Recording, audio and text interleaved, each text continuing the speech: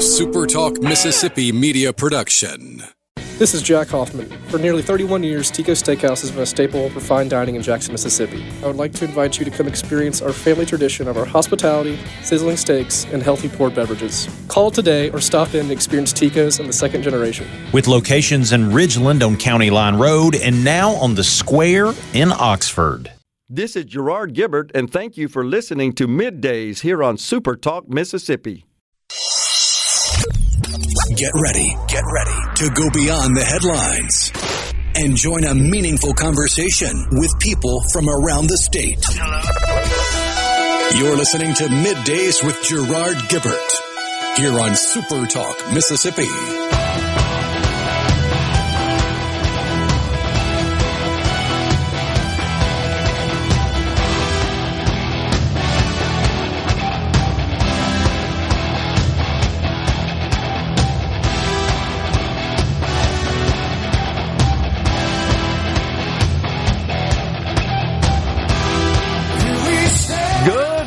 Everyone, and welcome to MidDays, SuperTalk Mississippi. I'm your host, Gerard Gibert, along with Rhino in the Element Well studio, guiding you through the middle of your day with facts, fodder, and fine music on this Hump Day. Here we are. We are on a hump day, and the weather is a whole lot better than it was a couple of days ago. You want to feel old to start the show? Yeah. You know the, hey, Mike. Yeah. The Camel commercial that started the Hump Day craze. Yeah. That's over 10 years old now. Oh, my gosh. You'll have to agree that was a great campaign. Oh, yeah. I mean, people used the phrase Hump Day long before that commercial came out, but that's the one that popularized it. They were wise, I think, to leverage that in their campaigning. You know, something else that came to mind after the show yesterday, we failed to mention, as far as yesterday being a remarkable day in history. The iPhone was introduced by Steve Jobs in 2007 yesterday. You saw that. So. Oh, yeah. Oh, gosh. I mean, so does it kind of seem like, though, I think a lot of people out there perhaps would agree with this, we've never been without it? I mean, You have to think about what was life like without that. I actually have had that thought many times. Blackberries and flip phones, and before that, the replaceable faceplate Nokias. I guess. And before that, the flip phones that you had to mount in your car. But you're thinking more in terms of just voice communications, and I'm thinking about all the other tools available on the smartphone. Oh, well, yeah. Such as how accustomed we've all become to GPS, right? Just send me a pin and I'll figure out where to go. I mean, that was a joke. Gosh, a decade ago on the internet where you had a picture of an ad, like the ad paper from a Radio Shack, and it had 50 to 100 different things on the front cover. And then it had an iPhone. Yeah. It's like the iPhone does everything they were selling on the front page of this ad. Unbelievable. And when I remember the television ads, remember the slogan, there's an app for that. Oh, yeah. And when they presented the phone, literally in the ad, video of it being used, the kind of sliding around, using your finger, touch screen to open apps and slide things off and on, it was a little hard to comprehend because that was different. That was a unique user interface that we hadn't seen. But think about how much sense that makes. Well, before that, you had companies iterating on and trying to innovate different ways for you to not have to look at a keyboard, for you to just feel it tactily. Yep. And Apple and Steve Jobs and the innovators for the iPhone went, you know what? Who needs buttons? Who needs buttons? That's right, because we were accustomed to that on the BlackBerry, for example. And thought that was the buttons fantastic. Cut down on screen space. No doubt. And so they figured that out. And that was one of the first things they innovated was the screens. They were able to make bigger screens much quicker than they were able to make more storage at the same size. That's true, because the original device, the form factor, was considerably smaller, of course, than what we're accustomed to today. And also a little clunkier, a little thicker, a little heavier, the battery. Oh, yeah. All a tribute to free market capitalism and the innovation of Speaking of humans. that in space, have you seen the latest from CES?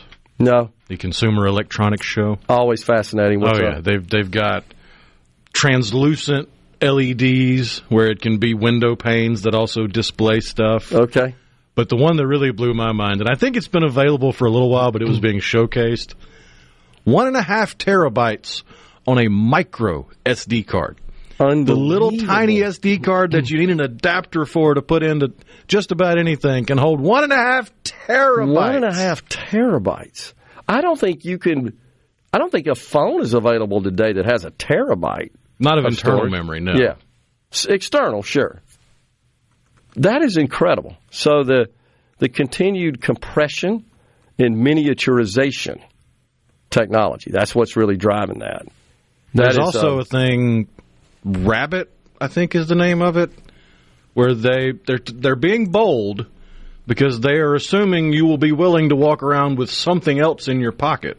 Yeah. After all of the consolidation we've seen with smartphones where you just have one device that does everything. Yeah. But they're betting on the fact that if they can make it fast enough and user-friendly enough, you'll walk around with this little rabbit thing in your pocket because it's an AI assistant. Okay. Now, the people that are naysaying are saying, well, Apple's just going to pick up on what you're doing and put it in an app. But they're visualizing a world where you don't even need apps. You just ask for it to do something, and it does it. That is so cool. Well, I'll along the same line share something just announced in the last week or so from Microsoft. And it concerns battery technology. So I think most people would say that battery-powered vehicles, so-called electric vehicles, just not ready for prime time for the applications for a lot of drivers. I'd be one of them. I mean, if you drive long distances quite a bit, it's just not ready. It's inconvenient. It's a problem. And then there's still some concern about the cost. There's still some debate about, are you really saving money when you consider the electrical consumption and then the fact that the batteries wear out and you got to replace them, and the availability of charging stations, all the above are concerns. Agree. And that's obviously hindering broad adoption in the market. But Microsoft, and so I've said on the program that, we're just getting started with this battery technology. We're just really in the early days of this. We're in the infancy stage of what sort of innovations we may see that could change that situation, could render the battery-powered vehicle just a lot more practical.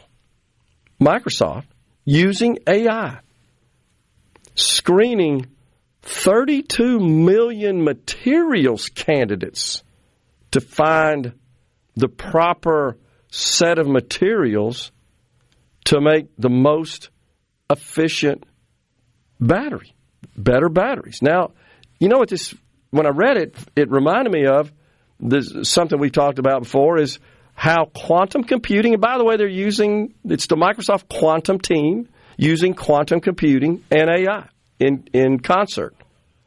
Probably a little bit more AI than quantum. I agree at this point, to filter the potential material candidates. And I immediately started thinking about pharmaceuticals and how you and I think have both agreed that that's going to be one of the main applications of quantum computing, is just the ability to complete tasks at a much more rapid pace in terms of discovering new pharmaceuticals or solving problems with drugs, curing disease.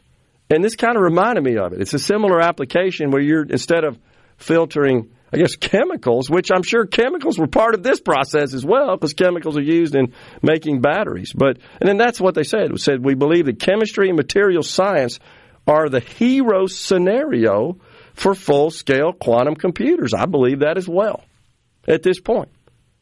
And said they designed Azure. Azure is the name of the Microsoft Cloud platform computing environment. Azure Quantum Elements. And that's an environment, a technical environment, a cloud environment specifically designed to enhance and accelerate discovery of new materials, combinations of materials. So the point is, I have faith in human innovation. And while I see today that, hey, EVs, they're just not ready for prime time, they're not practical, it doesn't mean let's just dismiss them and abandon any prospect for how EVs could possibly make sense as a replacement to fossil fuels vehicles. But we got a long way to go. But this is the way you do it. That's the point. It's human innovation solves human problems, and this availability of these new tools, such as quantum computing and artificial intelligence, those are the key. Those are the key elements to making these discoveries and innovations. But I thought that was kind of neat. And it's coming from Microsoft, looking for battery technology. Yeah, the thing they're running into right now with artificial intelligence is the choke point of users trying to access the artificial intelligence, because it's housed in the cloud, but generally it's decentralized somewhat, but it's not like the internet where every single computer is a node. That's right. It has to go somewhere, do the computations, and send it back. And because there are so many people trying to utilize it, you're seeing not throttling. It's but constraints. Yeah, like you'll ask a AI bot, give me 100 of something, and it'll say, well, here's 10. And then you say, no, I want 100. No, here's 20. Like it's trying to conserve as much bandwidth as it can. That's absolutely true. We'll run into compute and network transmission capacity and potentially storage, but it seems to be an easier problem to solve. We've got Commissioner of Mississippi Department of Ag and Commerce, Andy Gibson, on at 11:05, and Representative Trey Lamar at 12:05, and tickets to give away as well. Coming.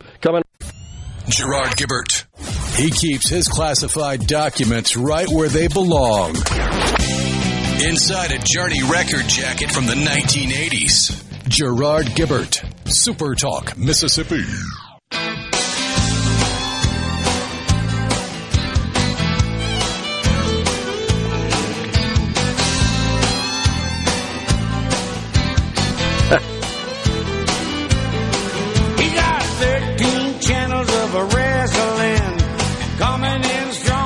Satellite send 200 function remote control, big screen TV with stereo, football, baseball, NASCAR too, with picture and a picture and it's all in view.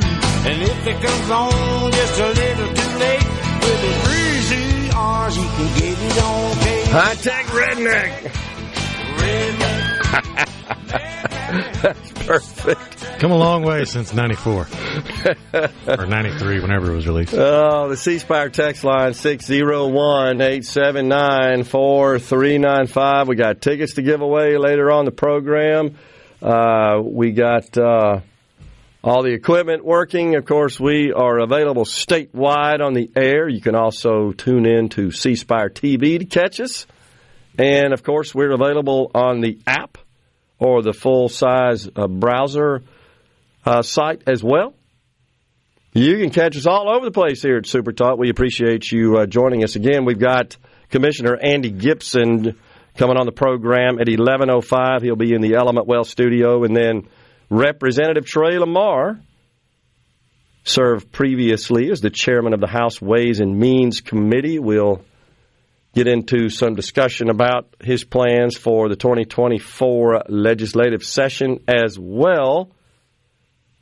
And on the C Spire text line, we had somebody, who was it? Chris, was it Chris at Tupelo? No, it's Chris from Oxford. Pardon me. Says, Gerard, look and see what Hunter Biden just did. Yeah, I was catching that, Chris, as we were getting ready to crank the show up. If you hadn't heard, folks, Hunter Biden and his attorneys, I believe, they went to Capitol Hill this morning, sat in the audience as the lawmakers there on a panel are considering whether to pass a resolution that would hold him in contempt of Congress. Recall when he was summoned to appear before the Congress, rather than doing so, he had a press conference out there on the steps of the Capitol and essentially was defiant and disobeyed the order, did not comply with the order.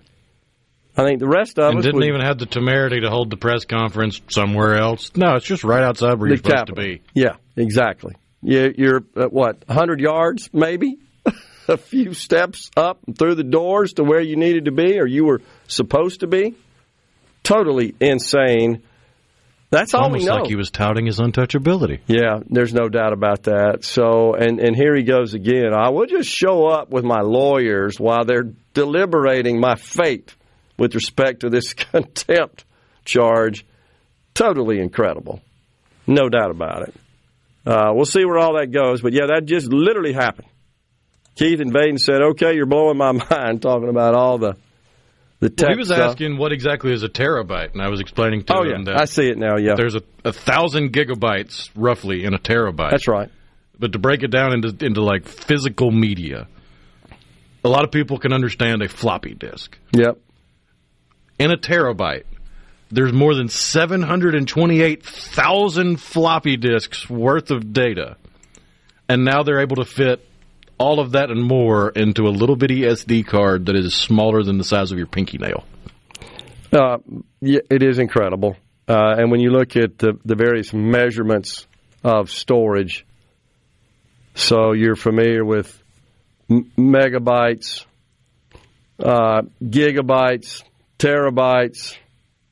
I can't remember. I used to know that stuff off the top. What is it? Peta? Yeah, after tera, it's peta. Okay. And then is it zeta? It's exa, then zeta. Exa, then zeta. Okay, had them backwards. So, and those are just, they're 1,024 times the previous level, essentially. The previous volume is how it works. And it's 1,024 because it's based on 8 bits. So, and a lot of times you'll see the conflation between megabit and megabyte. Typically, speeds are in megabits, whereas storage is usually in bytes for obvious reasons. So, yeah, it's incredible, having watched that. I remember selling IBM PCATs when they had, 40 megabyte hard disk.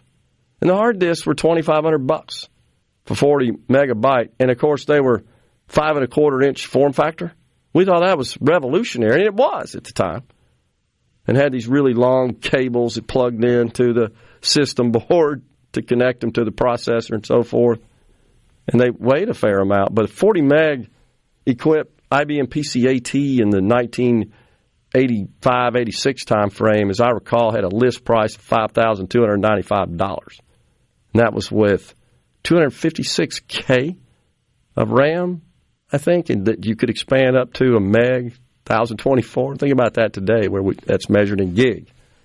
So, incredible. The Apollo 11 went to the moon with 64 kilobytes of memory. 64K was big. And, of course, programmers were limited by the amount of random access memory, which figured into how complex their programs could be. The processor had to, that stuff has to be in real-time memory to be processed. And so there's so much you could actually work on at any point in time. And as we continue to expand the limits of random access memory storage, that, of course, gives rise to all kinds of innovation in software design and development. So it's a cat and mouse game that's been going on, honestly, for 60 years, back from the mainframe days.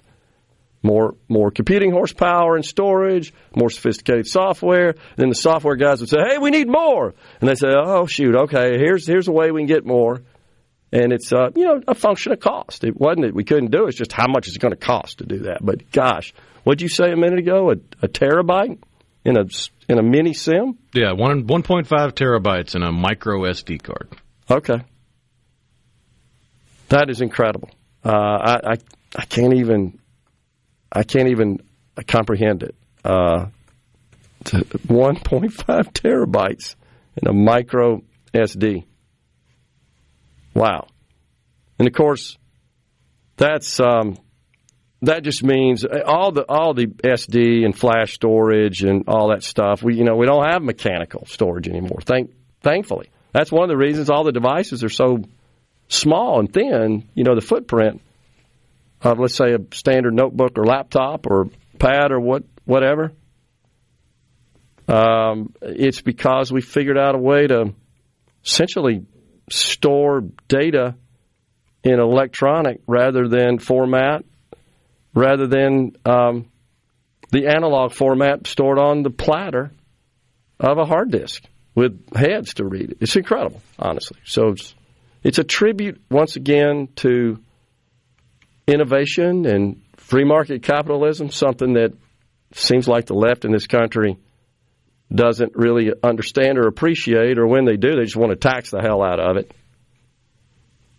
By the way, speaking of taxes, California, their wealth tax, something that the Democrats in Washington desperately want to implement, a tax on wealth, not income, looks like it is going to effect.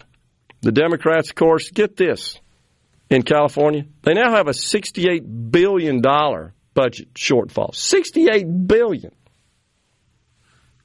In the state of Mississippi, now, of course, population in California is 13 plus X of the state, but the budget in the state of Mississippi is roughly $6 billion. They have a deficit of 10 times our budget. It's hard to fathom. But they're imposing a 1.5% tax on the worldwide net worth of every full and part-time California resident whose net worth exceeds $1 billion. But there's a lot of billionaires in California. So, we've also the only people that can afford to just up and leave whenever they want. Which gets lost. Of course, they're wanting to track them, right? If you still have assets in California, or if you built assets while you worked in California, you built well, we're still going to tax you even though you don't live here. I don't know how the hell that's going to work out, but that is the plan. But this is what's incredible, is that you could look at certain assets, pretty easy to determine the increase in the wealth, or not the wealth, the value of those assets from a starting point, let's say January 1 to December 31 in a given year. You could look at, okay, what were those publicly traded at from the beginning to the end, and any increase would be taxed. But there's a lot of other assets that, like real estate, private equity assets, assets held offshore, art. I mean, there's just a number of other assets you could think of. Well, who's going to figure out that change in value, if any? It turns out, get this, it's going to be the California Franchise Tax Board. They're going to tax all assets which aren't publicly traded. I'm sure that'll work just fine. And I know this is California, and folks are saying, why are you talking about that? I tell you why. Because this is what the Democrats want to do across the nation. In Washington, it's a central theme in Joe Biden's plan. And if they get control such that they could implement something like this, they're jumping all over it, I promise. And it probably won't be $1 billion threshold. They're talking about $100 million threshold. Unbelievable. We're stepping aside for a break in the Element Wealth studio. Covering the stories that matter most to Mississippians. Gerard Gibert. Middays with Gerard. SuperTalk Mississippi.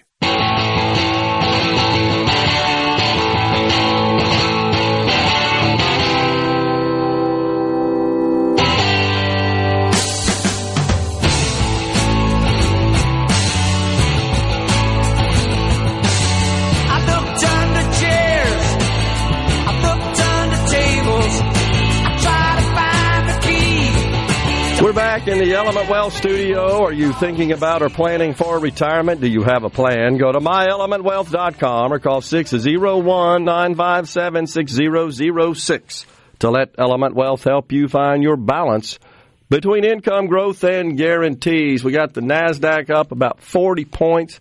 The Dow was up earlier close to 100. It is now retreated just a little bit, I think, currently up about 40 points. So it's a bit volatile, no doubt. We have a debate coming up tonight, Rhino, that will feature only 2 Republican candidates in Iowa. Those would be Nikki Haley and Ron DeSantis. Ron DeSantis was on last night with Martha McCallum and Brett Baer in Iowa, discussing his plans. It was kind of a town hall format. They did Nikki Haley the night before. And so we'll see what happens tonight with these 2 candidates on the stage. They're starting to really jab at each other a little bit. No doubt about that. We were talking about storage stuff, something I wanted to just pass on. I know most people probably know this, but SD, the little SD, mini SDs you were talking, what do you call it, mini, micro? Micro SD. Micro, okay. It's the smallest one they offer at this point. That's removable media. That's secure digital. That's is what the SD stands for. You know, they can wear out. The pins can. Oh, yeah. Over time, so you have to be careful of that. The internal storage that I was talking about now that's no longer mechanical, spinning discs, platters with heads that went in and out, that, of course, is SSD, solid-state drive. So it's like your main memory somewhat. It's that same sort of technology, same sort of form factor. It's like if you could just imagine just a big chunk of memory, if you will, but it's secondary storage. It's not the primary storage, which would be the random access memory in your machine. But this solid state, meaning there are no moving parts.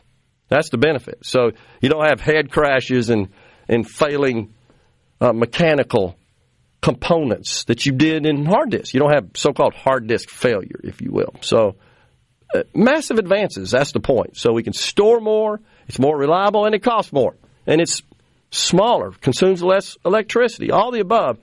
Again, this is just why I constantly have faith in human innovation to solve problems, human problems. And it got me thinking about this battery technology that Microsoft's working on. Doesn't mean tomorrow we're going to have, brand new batteries to install in these electric vehicles that aren't selling very well for obvious reasons. But it just means that there's a lot in the works, which I think is pretty cool. I caught a story early this morning. This crisis at the border is rapidly becoming one of the most important to Americans and something that is of great concern to most clear-eyed people in this country. But there's a school in New York City that is forcing its students into remote learning because they're sheltering 2,000 migrants in the building, in the school building. This is insane. This is crazy. So this is so-called who we are? We're giving preferential treatment, use of taxpayer-funded assets like a school that's supposed to be used to teach our kids?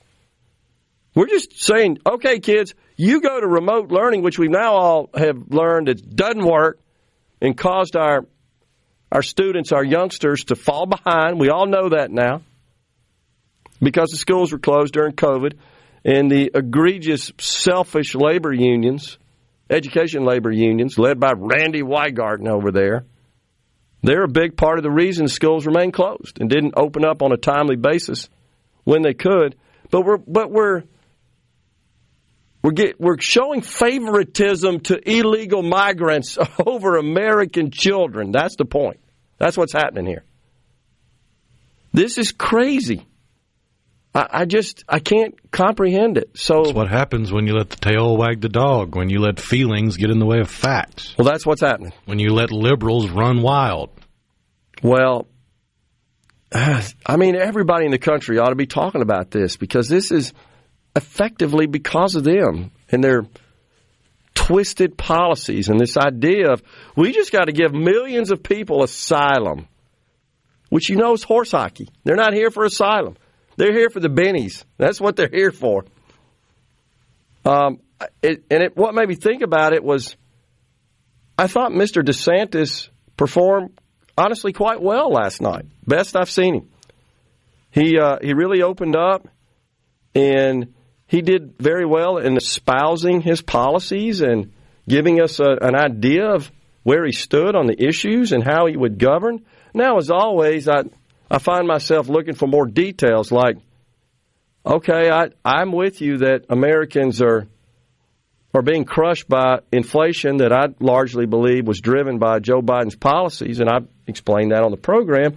And sure, I want to see that moderated, if not in full retreat, where we maybe see a little deflation and see a return of prices of the common goods and services we all need to to exist, go back to where they were. I think that's where a lot of people would like to see us go.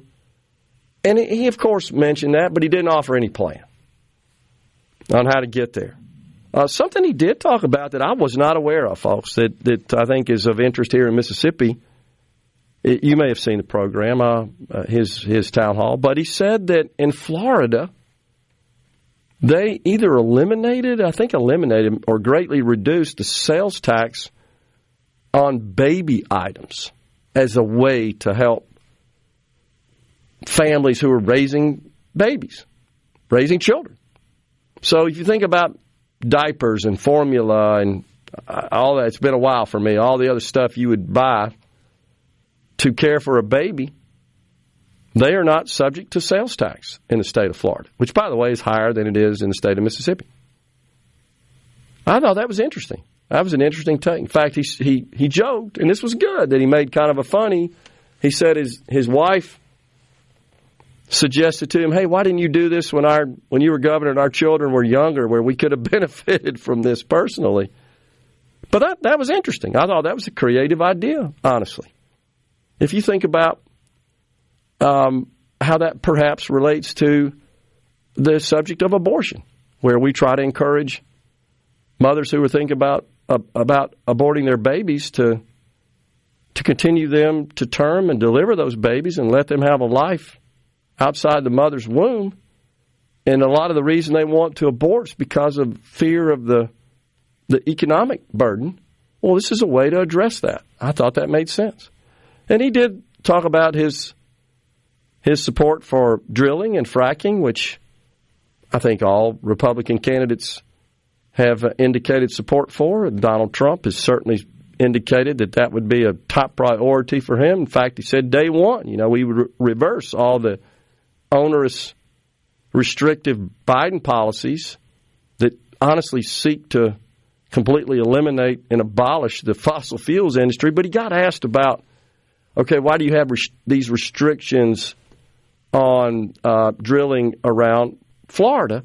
And he answered that in a way that made sense to me. He said it's extremely risky over water, some of these drilling methods, and they have some restrictions. And, of course, Florida is a peninsula, so, it's surrounded by a lot of water. And so there's some restrictions on the Florida coastline. But he said, where you don't have that risk, he totally supported it, such as in the Permian Basin, which we're all aware of is kind of ground zero for fracking.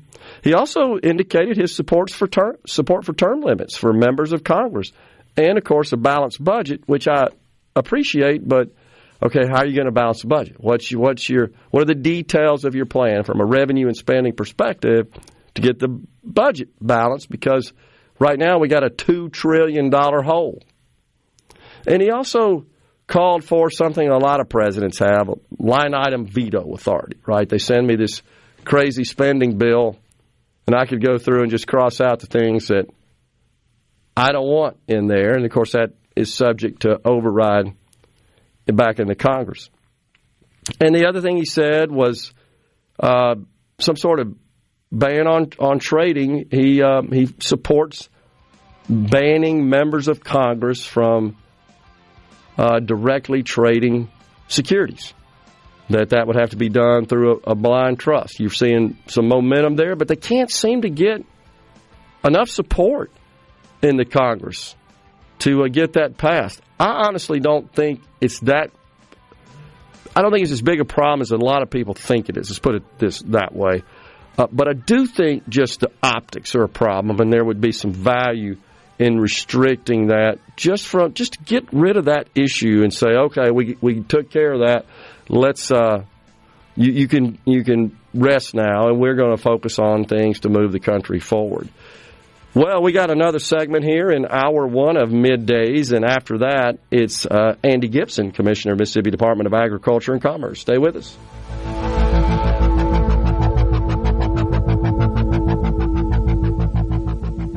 Days with Gerard. Good for America. Good for fans of justice and truth. Good for us. SuperTalk Mississippi. This is what we stand for.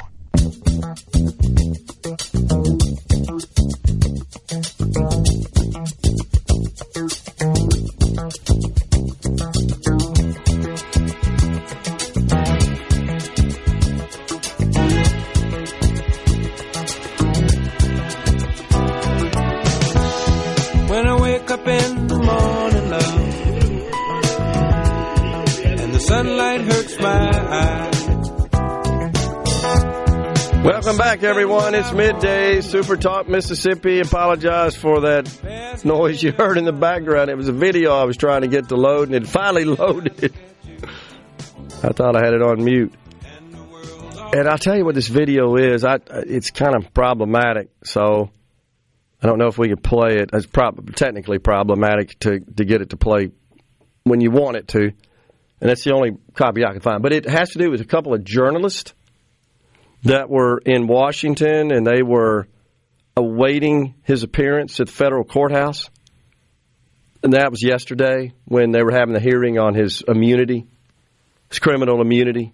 Talking about Trump? Yeah, talking about Trump. I'm sorry if I didn't say that. Yep, Donald Trump. And his vehicle escorting him was coming through, and there was some journalists, of course, outside waiting, and they were joking about assassinating him. You're saying you saw it. Nuts. So they said, one of the journalists says, you know what the worst part is? Even if he has his window open and he's hanging out of it, he will be on the other side of the street. I mean, if he's driving, we've got a good shot. Now, they're joking about this. They're not serious, but they're joking about assassinating a former president. I feel like that's, and this is coming from someone who has little to no love for mainstream media and the vast majority of journalists in general. I think the public would be better served if they hated these people because they don't like you. That's so true. But when you're dealing with cameras and video cameras and the likes, you tend to use the word shoot and shot pretty often. Well, you could be right, but here's what they go on to say. Yeah, if he's driving with the front window open, ? Yeah, or if it's a convertible, ? Yeah, I was thinking about that. Yeah, like if he just pulls up, like JFK. And then the other journalist laughs. And then the other says, maybe someone, just like they told JFK, you know what you should do? You should take a convertible. It's so nice out, as meaning implying you're setting him up for what was a fatal, multiple shots, most people believe. But it's inappropriate, though, honestly. I hear what you're saying. When I first heard the audio, I thought it was from the videos from today. Yeah. After Hunter Biden stormed out of the committee hearing, there were a couple journalists that asked him questions about crack. I think one of the questions was, what crack did you usually smoke? And the other one was, are you on crack today? Oh, my gosh. It's so crazy that this is what we're all wrapped up about, honestly. But there's no secret that Donald Trump is not lauded by journalists, for the most part. And especially when you consider that the vast majority of journalists are left-leaning. But what is this obsession? Why do they have such deep contempt? I mean, flat-out hate for the man. I think it's because he exposes them. Because they know never in their miserable lives will they ever accomplish a tenth of what he has. A lot of it is that, isn't it? And they consider themselves to be above him intellectually, so they are very petty and very envious of what he has achieved because they know they'll never get there, even though they think they're smarter and better than him, and that causes great envy and strife in their personal lives. It's because they're worthless individuals. There's no doubt that envy and resentment cause a lot of problems in this country. It's the foundation for everything that happens on the left. I agree with you on that. And that's why they're so miserable, as you point out. So miserable. Todd from Brandon says, do you think Mexico would shut down their schools to house 2,000 Americans? Nope. I agree. No, they wouldn't, Todd. No other country would, of course. No doubt. If Jeff and Carrollton, if these crazy taxes get much worse, people may go back to putting their cash in their mattress. I hear you.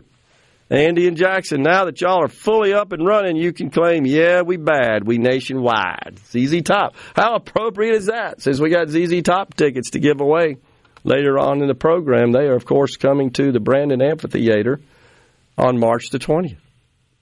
Mo says, my first VIC-20, I think that was a Commodore, if I'm not mistaken, computer, came with 64 kilobytes of storage. You can't do anything with that little storage now. Oh, yeah, there's no software that would run on 64K that I'm aware of these days. Nothing graphical, no. Yeah, certainly not with any kind of rich content. I'm sure there's a text-based adventure game out there somewhere that still floating around. Yeah, I agree. Was it Q? Was that one of them? Yeah. Rick in Gulfport, they hate what they cannot affect or control. Trump doesn't owe them anything and doesn't need them for anything. There's certainly some truth to that.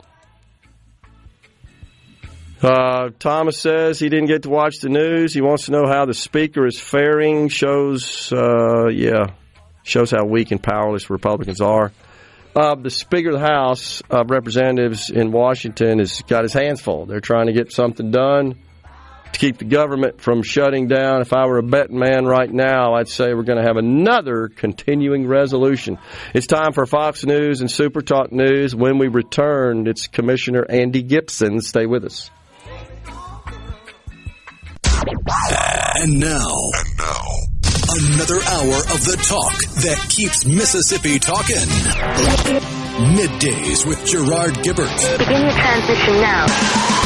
Now on SuperTalk Mississippi.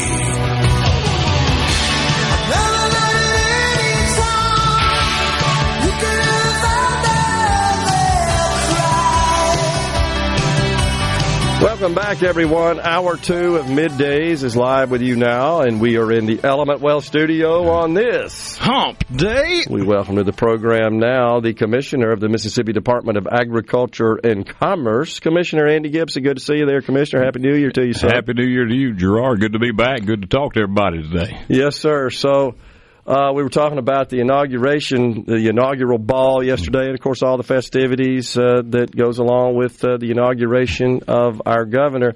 Maybe the social calendar is getting behind us now. Yeah, we've had a lot to do and a little time to do it in, which has been a full week. And my wife Leslie and I were able to go to the ball last night and kind of wrap that up, and it was a great event. A lot of people turned out for the governor's ball. I mean, yeah.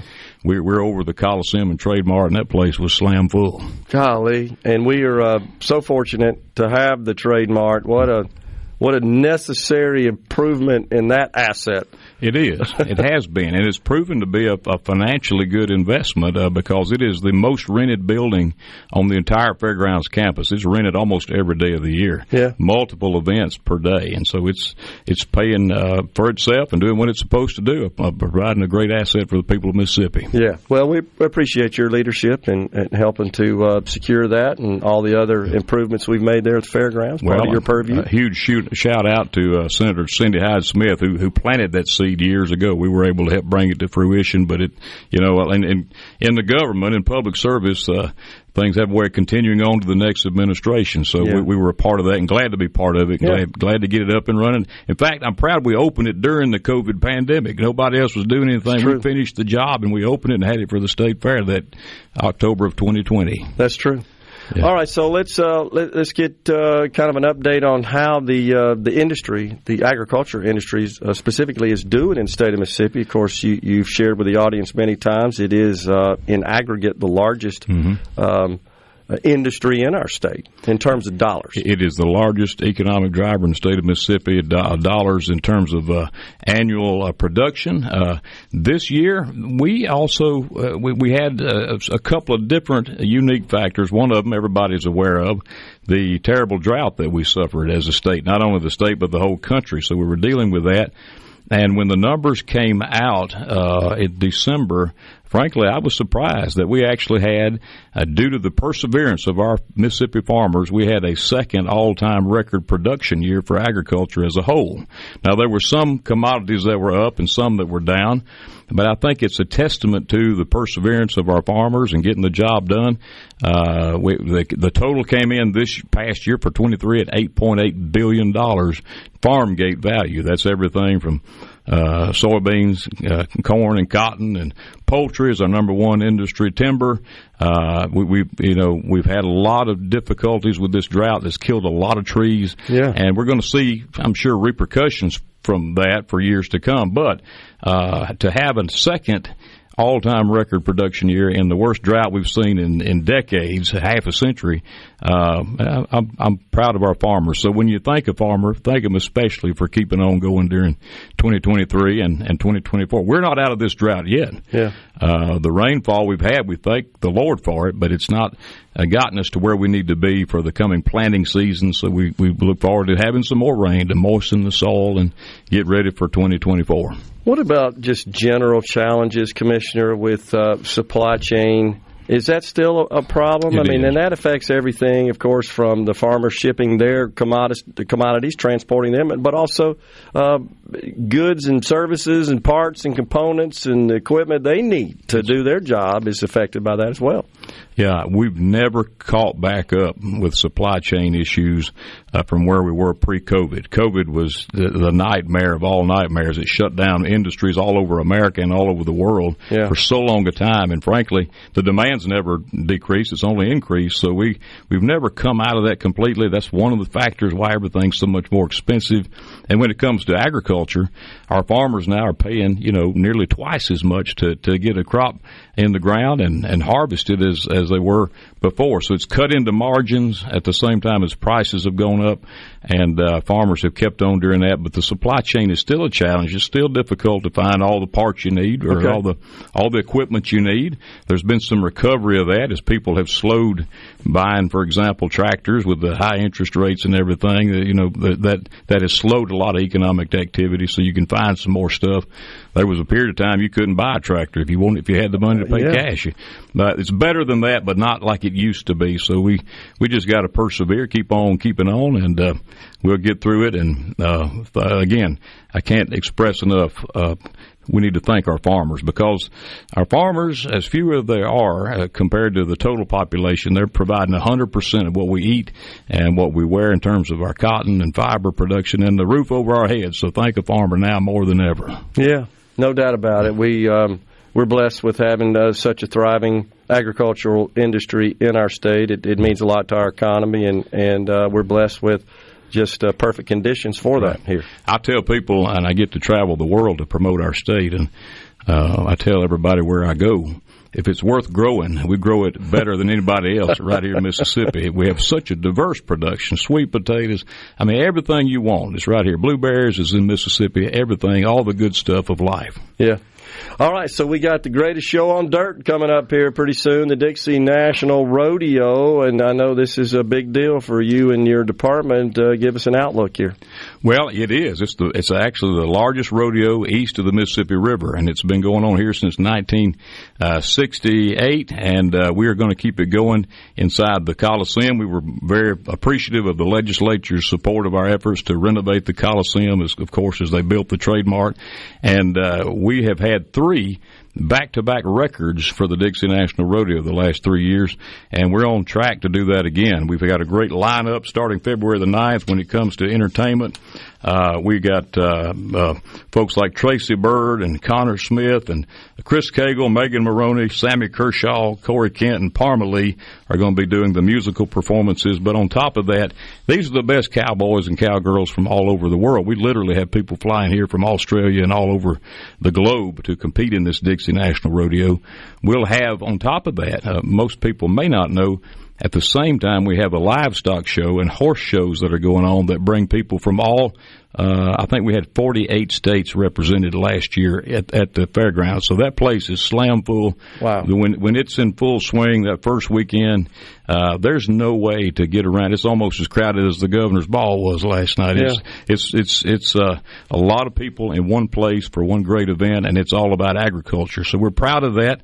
And we're going to kick it off. In fact, it's already started. We had a cutting horse show last weekend. We've got this weekend we've got the Rodeo Queens pageant that's coming up this weekend, and we've added a couple of new things for this year that I want to get out there to the people. Thanks to the sponsorship, we raise. In fact, the Dixie National operates 100% off of funds that are generated by non-government sources. The entire fairgrounds does. We're running at 100% special funds. It pays for itself. So we had Southern Ag Credit, who I can give a big shout out, to come be our presenting sponsor for the Dixie National Rodeo. With their support, we're able to do some new things, such as Kids Day on February 13th during the day. I think it's from 9 to 10:30. Any school group out there that wants to come, bring those kids for free. We already have 4,000 children signed up to come this year for the Kids Day. That's on the 13th of February, and it's a learning opportunity. They'll get booklets and information, and, we've also had interest in what we call the Cowboy Corner in the atrium, where you can get your hair cut, get your hat shaped, and, buy what you need in terms of rodeo gear and apparel there and the atrium and the Trade Mart. So some new things, and I just want to give a big shout-out and appreciation to our partners at Southern Ag Credit for stepping up and providing that sponsorship. Absolutely. So say the dates again for the Dixie National. The dates are for the Dixie National Rodeo, February the 9th. Through February the 15th. And now the way we do it, we've changed this, and one reason we've had such success the last few years is we've got 2 weekends, Friday, February 9th, Saturday, February 10th, and then Sunday, February 11th.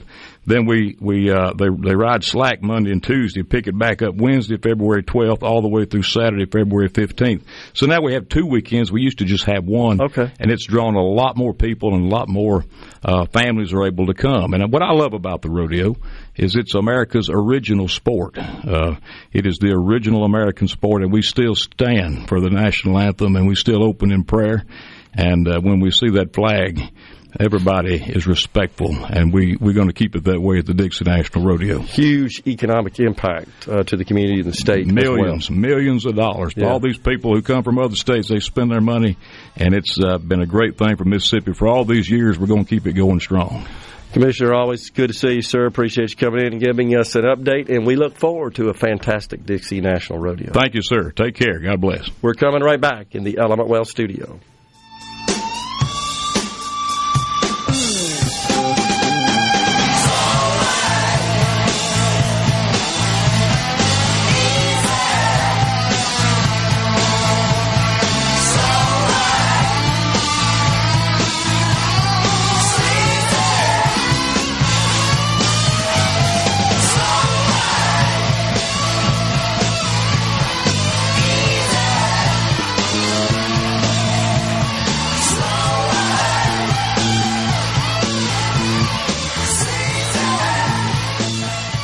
The talk that keeps Mississippi talking. We're rolling. Hit it. Go. Play it.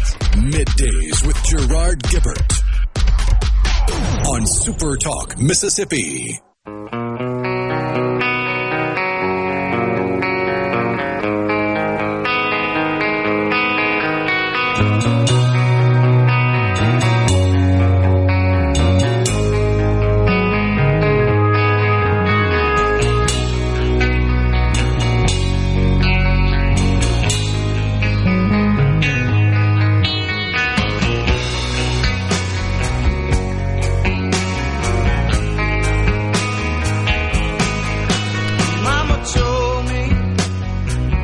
So, welcome back, folks. Earlier, we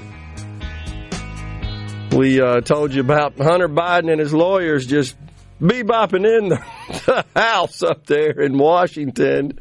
He can make that because they're talking about him committing contempt, which he did. Being held in contempt. Being held in. They're discussing that and whether or not he did and pursue it and that sort of stuff.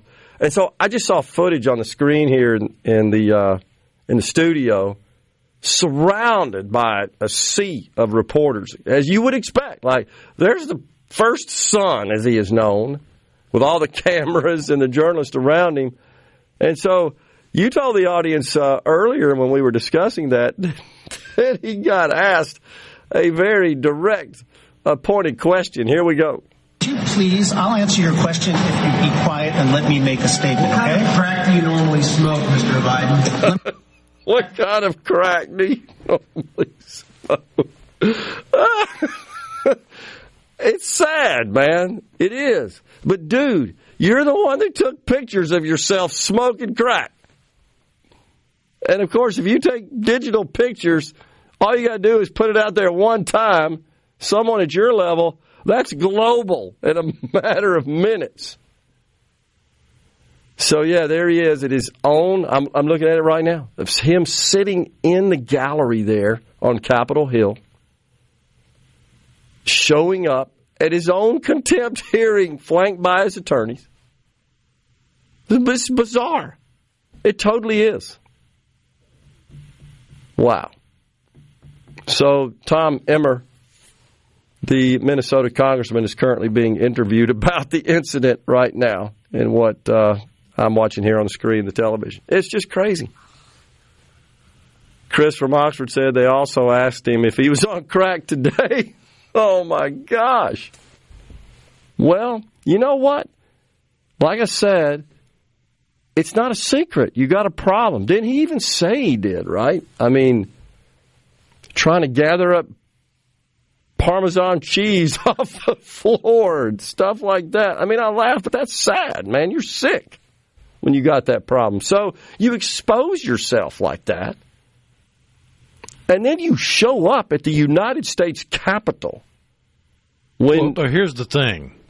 The "oh, woe is me, I'm a victim" act wouldn't work for either you or I. Right. If we had an addiction problem and we took pictures of ourselves engaging in the addiction, doing illicit drugs, and then got caught and were, heaven forbid, going to go to jail, we couldn't play the "oh, woe is me" card. That's true. That is so true. With your father being the president of the United States, who won't even talk about it, who surrogates say, well, he loves his son. Okay, well, that doesn't make you unique, and it doesn't really address the issue here. Sounds a lot like he was enabling his son. Totally agree. You know, Joe always likes to share these anecdotes about him and his father. Joey, all the time. Maybe you need to think about your rearing of your own son, because you're complicit here. When you got a son that's got those kinds of problems, something was missing. I'm not saying that you can totally prevent such outcomes as a parent. Sometimes it's just impossible. You just got a kid that's got kind of a defiant mindset. But I don't know if that's the case here. I just wonder if that Joey was selfishly worried about himself and his political fortunes than he was his son. I don't know. I don't have access to that. But here's what kind of makes you at least think about that is the amount that the president lies about his history and his past. Most recently, this weekend at the church, the black church in Charleston, where he said he spent more time there as a civil rights activist than the black members of the church. That's just not true. And there's nobody out there that can confirm that, that can assess that is the actual truth. Nobody can verify it. He just keeps saying that kind of crap. So, well, it's because for the first several decades of his political career, nobody called him on it. I mean, if you do something That's true. in any job for 30-plus years, you get the hang of it. It becomes second nature, and you don't even think about it. You just do.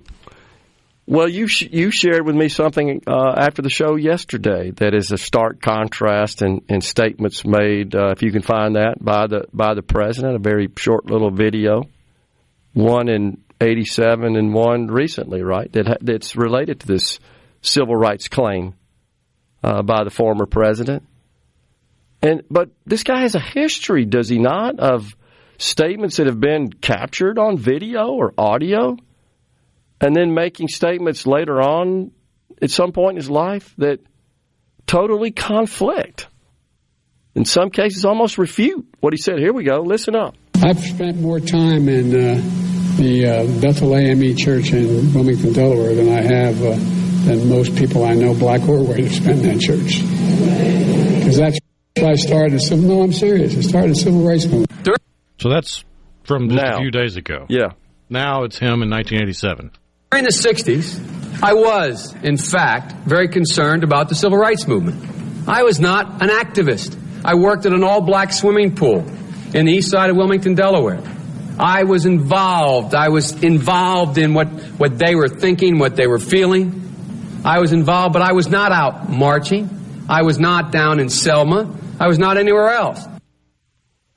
So that's in complete contrast, right, to what he said this weekend. And it also shows the duplicity of the mainstream media, because Nikki Haley is an obvious racist because she said she has black friends, but Joe Biden, I worked in an all-black pool. I knew what they were thinking. And that's not racist somehow? Is that even true, though? That worked in it all? That seems weird to me. I don't know. What's an all-black pool? That was the genesis of his weird Corn Pop story. Corn Pop was a bad dude. Oh, my gosh. This is crazy. By the way, I'm watching video now of the students filing out of the school in New York to make way for the migrants. This is crazy. This is insane. I don't even know how else to describe it. They're kicked out of their own school to make way for people who came here illegally. It's the stupidity of bleeding heart liberals incarnate. Golly. Unbelievable. Totally. By the way, this is James Madison High School. I'm surprised that James Madison survived. It's still named thusly. Incredible. You or I would be in jail. Yeah, just like Rhino said on the C Spire text line. And he also asked him if he was on crack today. You said that too, right? You caught that? Yeah. Golly. He's a serial liar idiot, says Paula Meridian. Yeah, it's definitely a two-tier justice system. People from January 6th aren't allowed to have bail, but Hunter Biden, who has clearly broken the law trying to purchase a firearm, gets diddly. No doubt that the weaponization and the almost commandeering of many of the agencies in the bureaucratic swamp in Washington are being used as a tool for political gain and benefit by some people, such as Joe Biden. That's a big problem. There's no doubt about that. But it was happening long before Biden entered the Oval Office. It was. It just seems like it's been just look at the crap-eating grin on Peter Strzok's face in the committee hearing. No doubt about it. And probably as or much the meetings on the tarmac for Obama. True. I totally agree with that about Hillary. So you got to believe that this is one of the things the left detests about Donald Trump, and why I think so many people continue to support Donald Trump, because he really is the first candidate for president that I can think of that even started talking about that, really, and exposing it, regardless of what you think about the guy. And I don't align 100% with any candidate. There's things I like, things I don't. If I voted for him twice, and if he's the nominee, I'll certainly vote for him again at this point. I think he's going to be the nominee in March, honestly. But he did. He called attention to that. He brought it out, brought it to the forefront. And it needed to be. And he knows that there's more work to be done because it's been amplified under Joe Biden, honestly. We're sort of, I think, worse than where we were pre-Trump in when he defeated Hillary Clinton in 2016. I think we're back to where we were in Obama plus some, honestly. Well, that is Eric Clapton and Cream bumping us out of this segment. We're in the Element Well studio today, and at 12:05, it's Representative Trey Lamar. Stay around.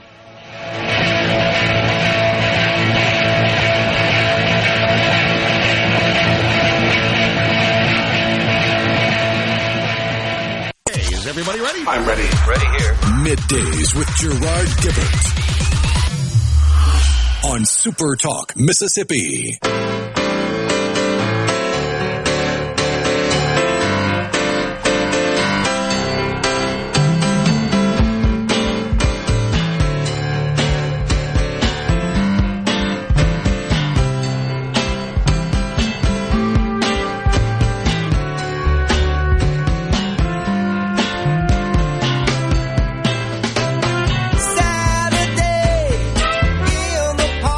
Welcome back, everyone. Chicago. One of their iconic tunes, a huge hit, Saturday in the Park. We are back with you in the Element Wealth studio. You've probably seen the news about the Mississippi Braves departing Pearl, the city of Pearl, where they play, the AA team associated with the Atlanta Braves franchise. And, of course, the concerns expressed by a lot are that the city invested a whole bunch of money in building a stadium to accommodate the Braves. They, of course, then rent the stadiums, the way it works. And the expectation is that it would have a positive economic impact. Typically, those kinds of things do, but it takes a while to pay back the investment and then start producing a return. And I think the concerns are that the city's going to fall short of that. Now, it's been announced that there are some, including Trustmark, who is the title sponsor of the facility. They're looking for perhaps, a new baseball team to play. And, of course, they intend to use the facility for other events that are appropriate as well. It's always a risk. You know, when cities do this and communities invest in these stadium facilities for sports franchises, and they hold a lot of leverage when they're negotiating those kinds of deals. So we shall see. Kind of a sad deal. If you look at the Braves' history, and really the history with a lot of major league franchises, they're minor league teams. They can kind of move around. And in this case, I think the Braves have announced they're trying to get all of their teams in the state of Georgia. Which is the way it was in the 90s and early 2000s before they started expanding their operations and moving their teams around. That's right. So Gwinnett, of course, is the town that's in Atlanta where the AAA team. So you got the Major League and the AAA. Of course, Atlanta's was big. Was it Greenville, Georgia, that had the team before Mississippi? I think it was Greenville, South Carolina. Was it not? I thought. I could be wrong. I got to double check. The AA team that moved here, right. So, but nonetheless, this is received a lot. Yeah, Greenville, South Carolina. Yeah, relieved a lot of attention. Thomas in Greenwood says, don't worry, the city will make up for it through insurance camera revenue. Like I said, Thomas, buy insurance. Be legal. Don't break the law. You got nothing to worry about. I hear what you're saying, but that's nothing, obviously, in terms of revenue compared to what the debt is on this stadium. Also, I think I saw, Rhino, where the City of Pearl's credit rating has been downgraded as well. Now, I don't think this happened after this announcement. I think it was happening before, and it's largely due to this debt that they have on the balance sheet, and the credit rating agency's not really seeing the revenue coming in to cover that debt and produce a return and ensure long-term financial stability for the city. So they got their work cut out for them. You know, I should be clear that the current administration in Pearl was not involved in these negotiations. It was a prior administration to bring the Braves here and incur the debt to build the stadium. But, you know, unfortunately, the way people look at stuff like this, they usually are quick to attach that to whoever's in office at the time when you have this sort of departure. But this is it's kind of a sad deal for the city of Pearl, for Central Mississippi, in my view, because you've got this really fine stadium. I mean, it's a fine facility and a great parking lot. It's easy to get to, all the above.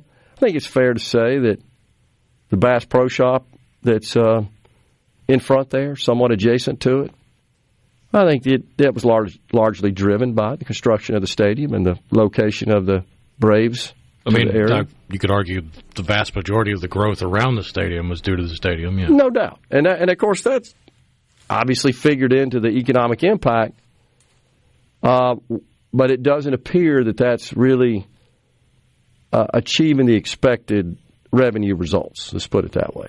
So you've got an outlet mall in the area as well. You've got numerous hotels. And it all looks good, honestly. But, the proof's in the money. I mean, not to kick them while they're down, but it does feel like their hesitance to upgrade and update their video capabilities. Yeah. In the era of streaming and everything being available via video, kind of put them behind the 8 ball. That's true. Could have been more creative, but you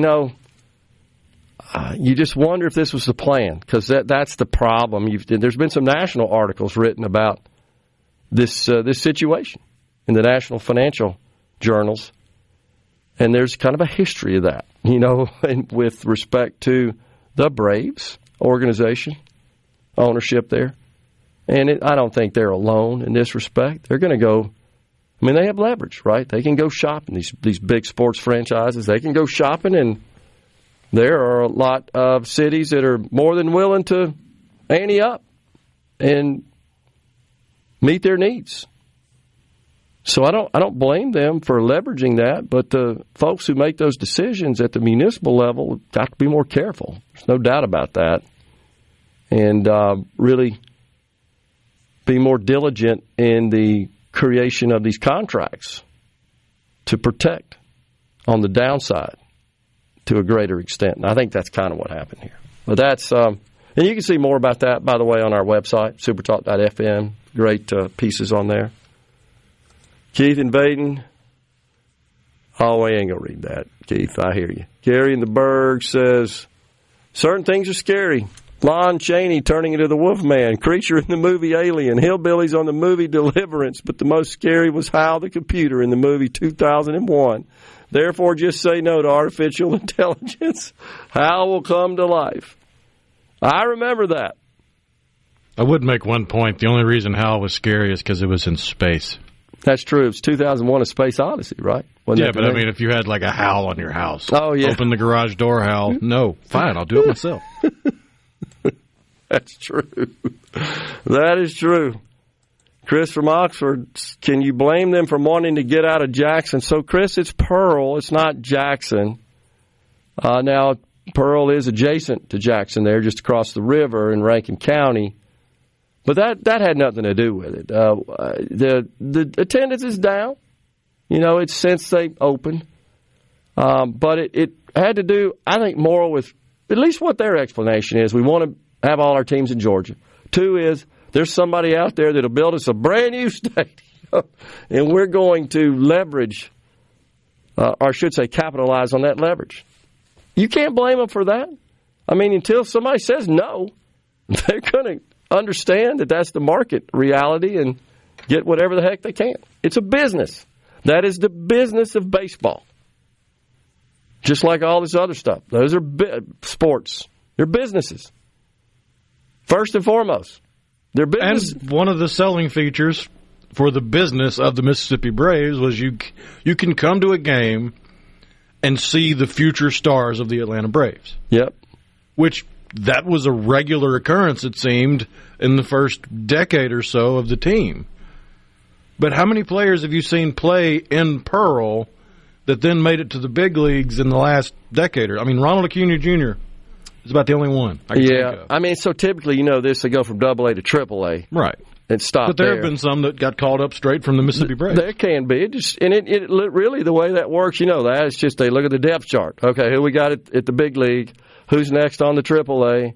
Then go down. And it's all about how all that matches up. It's the, who is it in Memphis? The Redbirds, the AAA franchise for St. Louis Cardinals. I'm not sure how they're doing. They were actually one of my customers, believe it or not, and a fantastic park right down there in downtown Memphis.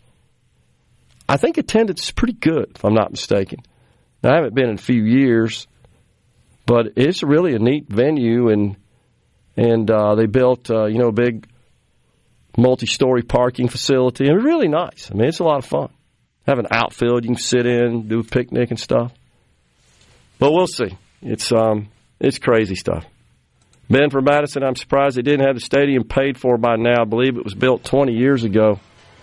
Yeah, I haven't really checked in, Ben, to the status of the debt, but it's a problem in that I don't think it's exactly panned out the way it was projected, and I think that's obviously causing some problems. But the bigger thing is the team says, hey, we can go back to Georgia, get closer to the major league, the big league team, and somebody over there will probably build us a stadium. I think that's the bottom line here. We're stepping aside for a break. Don't forget, at 12:05, it's Representative Trey Lamar. Please stay with us. We're in the Element Wealth studio.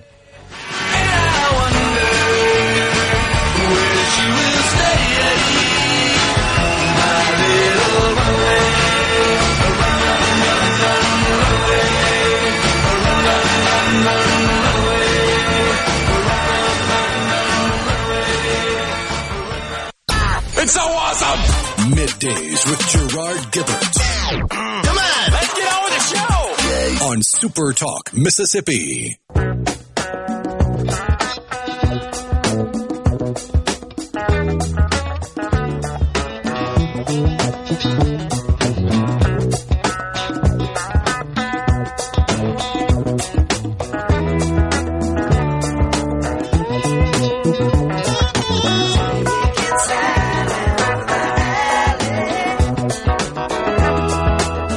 So technically, the owner is Diamond Baseball Holdings, which owns 28 minor league teams, including the M-Braves. They're going to be moving to Columbus, Georgia, and Columbus, Georgia has agreed to spend $50 million to renovate an old 1920s minor league stadium in Columbus to host the Braves, what is now the M-Braves. That's where they're moving to. It's what it looks like. Wow. Incredible. Again, and by the way, this happened, did I read it right? 2008? Is that the year that the stadium was built and they started playing? Surely not. I swear I thought it was, I thought I saw that, 15 years. We'll have to take a look at that. But it didn't seem like it had been that long to me. But that's really something. The attendance has been down, as we said. It's been a problem. It broke ground May 11th, 2004, and it was opened April 18th for opening day 2005. Okay. So I missed a couple of years there. So, 18 years. That's incredible. Totally is. But this will be the last season. Yeah, their 20th season in Pearl before they head over to Columbus, Georgia. That's what it looks like. What taxes, Thomas, specifically to support the stadium? Did they raise taxes? I don't know. I'm asking that question. Are you familiar with anything? I'm not aware that there's any increase in the sales tax. If you think about where cities get their money, the other would be ad valorem taxes. I'm not aware that the city of Pearl increased either, but I could be wrong on that. I think it was all based on revenue they would receive just through all the economic development, which would generate, of course, taxes, chief of which would be sales taxes from the retail and hotels, accommodations, restaurants, and so forth around the area that sprung up. And all that did, I just don't think it's at the level necessary to make the economics work. Ben from Madison said, I thought it was 04, 05, gotcha. He says, I'm surprised they didn't have the stadium paid for by now. Earlier we shared that with you. And, like I said, I don't know what the status is of the debt. I want to say there is still a balance on it. I don't know what the term was, of the original bonds that they floated to cover it. But, this sort of stuff's happening, by the way, at the Major League and NFL, NBA level. It's not unique to minor league baseball for sure. It's this sort of stuff's happening at the highest levels in professional sports as well. So, again, if a Columbus, Georgia says, hey, we're in for $50 million, they're going to go. I mean, that's what's happening here. You get a brand new $50 million facility in a town that's not far from the major league franchise there. Certainly closer. Don't know if they use this or not, but maybe they use tax increment financing, known as a TIF. It's where you take some of the increase in sales tax and use that to pay off debt. Usually that debt would be then tied to infrastructure improvements you made for the project. That's from Dave in Monticello. That's right, Dave. That is a tool typically used, or commonly used, I should say, in economic development projects, so-called tax incentive financing, TIF. Yep. And I don't know. Again, I'm not familiar with the details. I apologize for that. I haven't really researched all that closely. The issue more, I guess, focused on the fact that the team has announced officially that they're leaving and they're going to Columbus, Georgia. That's what we know at this point. $78 million in bonds originally were sold by the city of Pearl for the project. That included $28 million for the stadium, and the rest of the debt was just used to develop the area and incentivize Bass Pro Shops, et cetera. Robin Hasberg says the Redbirds averaged 3,030 people per game in 2023. That doesn't sound real great, honestly. That's a AAA team. In Memphis, I think we were, 2,300 or so average attendance at Braves games. So for a AA team in a much smaller town than Memphis. So appreciate that, Rob. But I will say this, Rhino, some of these big league teams will say, we don't care if we make money or not in our minor league venues. We care about developing players, and it's just a cost that they see. So I'm not sure if that's the case here, especially with a third party. I don't know. I don't understand the arrangement between the franchise itself, the owners of the Atlanta Braves, and the company. In this case, it's Diamond Holdings, which owns and operates 28 minor league teams. So it's kind of a third party involved there. Interesting. We're stepping aside for a break right now. We are coming right back after Fox News and SuperTalk News. It's Representative Trey Lamar. He may be running a little late, but we'll get him on when he gets here. Stay with us. We're coming back. And now, the talk that keeps Mississippi talking. That's what I like to listen to. You're listening to Middays with Gerard Gibert here on SuperTalk Mississippi.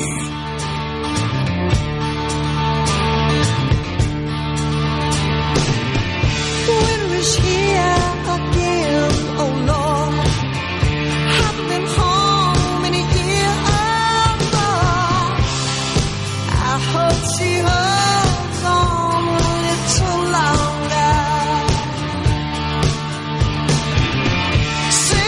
We are back in the Element Well studio. We thank you so much for joining us on this Hump Day.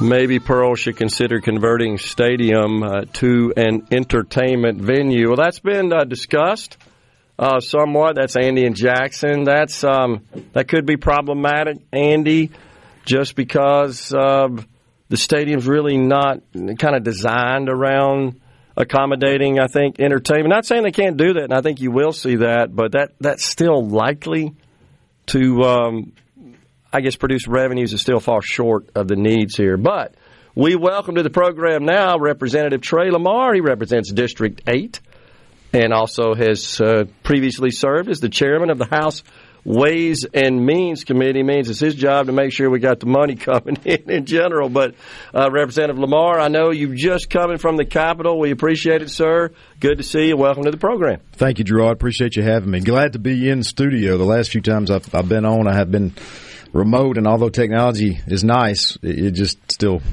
nice to be in person. Yeah, well, we're glad to see you as well. You guys have been in session now for a little over a week.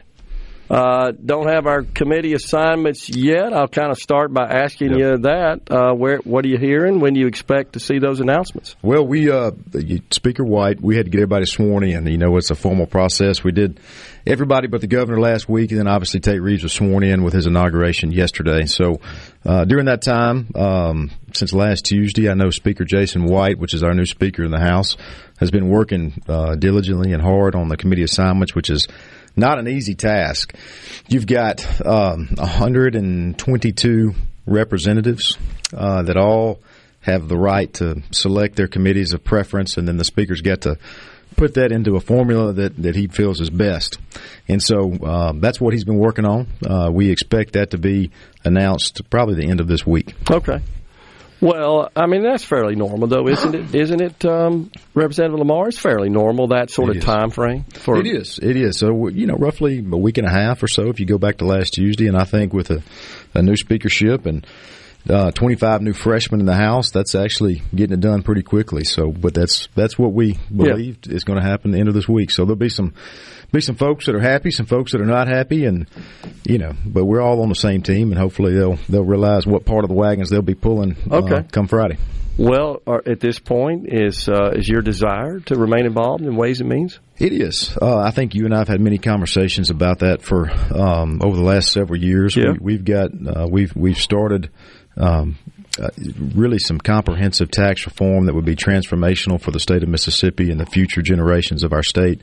We're not quite there yet, and I would like to continue to serve in that capacity so that hopefully we can get to a tax structure that rewards work and that's much more fair to our citizens for the future generations. Okay. Well, where do you see that going at this point, Representative Lamar? Of course, we've got what I've described as kind of a down payment on full elimination of the income tax. We did make some progress there, eliminating the 3% bracket and then reducing the 5% down to 4% over 3 years. We're in the middle of that right now, as a matter of fact. That is correct. And just to give you an idea, everything is on the table. And I just say it that way. We're taking a look at everything from income tax to sales taxes to property taxes. We've got some real needs in this state, and so there's an opportunity for some great leadership to be provided over the next couple of years as to how we meet these needs that are either legal needs we have or legal requirements we have with the PERS system. Yep. There's no way around it. It just costs a lot of money. Yep. It is what it is, and there's obligations there to the retirees and public employees of the state. And then we've got needs that's a core function of government with our highway system. We've got to continue to meet some of those needs. We have currently next to Alaska, the lowest gas tax in the state. The country. In the country, yes. Obviously in the country. So, in Alaska, they've got some things up there in Alaska. Yeah. One, they got a whole lot less roads. And then number two, they get this thing called oil that pays for a lot of their roads and government up there. So, all that said, what we've been doing the last couple of years in the ways of gas taxes with our increased revenues that the state's bringing in, we're essentially subsidizing the lowest gas tax in the nation, other than Alaska, with money from our general fund. Obviously, if you look at those things, money from our general fund is paid only by Mississippians. That's your income tax. That's your sales taxes that come in mainly by Mississippians, I say. But the gas tax, that is paid by people driving from California to Florida, pay gas tax in the state. And so we need to look at that. We don't need to just be, hey, it's off the table. But the whole structure of taxes is on the table for us to look at, and the ultimate result will be how do we pay for our core functions of government and responsibilities that we have in a way that's the most beneficial, most fair, and most competitive for our citizens. Okay.